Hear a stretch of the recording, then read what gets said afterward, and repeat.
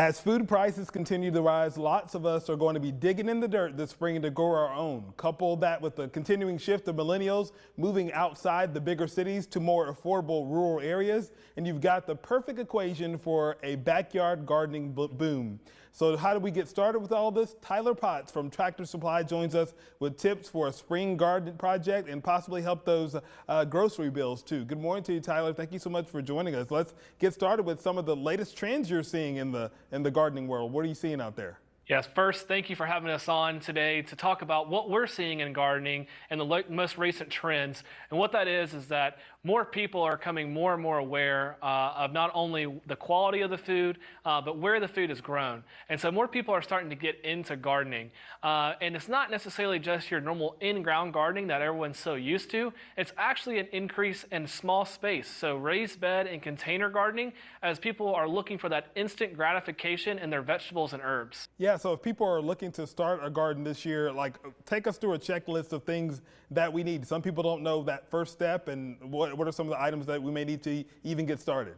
Yeah, so the items that you're going to need to get started, definitely stop by your local store. There is a vast assortment of these items. You have soils, which we have here behind us with groundwork, fertilizer, pest control, any of your gardening tools, so think rakes, shovels, also anything for watering. Watering is also key. And then if you want to determine what kind of garden you're going to have, either a raised bed, we have tons of options for you to shop from there, and or a container garden, we have anything from a terracotta pot to more of a decorative pot for your patio and or your front porch.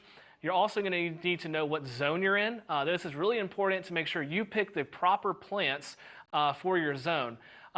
You also want to make sure you have enough sunlight. So as you are choosing the plants at your local store, that being either plants that are already grown and ready to plant that day, and or a seed and or a seedling from a seed to start kit, you want to make sure that you have the right area with enough sun to have the adequate sunlight to grow your plants that spring. And if you're talking about veggie gardens, how do you know the plants that are going to give you the most bang for your buck, the most yield from that veggie garden? Yeah, so if it was me and I do this myself, I choose the tomato plant every single year when it comes to the best bang for my buck and the best yield. Tomato plants, there's tons of different varieties, and you can do so much with a tomato plant.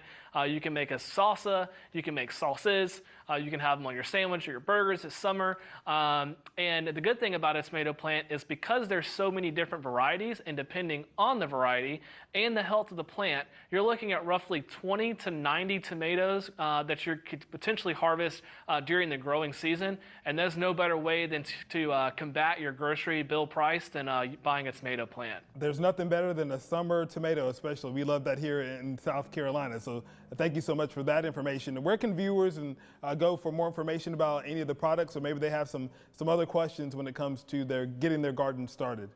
Definitely stop by your local Tractor Supply and or your garden center. As a former store team member myself, I can tell you that our team members are equipped with the knowledge, and they're also eager to talk and to train and to learn and to teach any person that's coming into the store.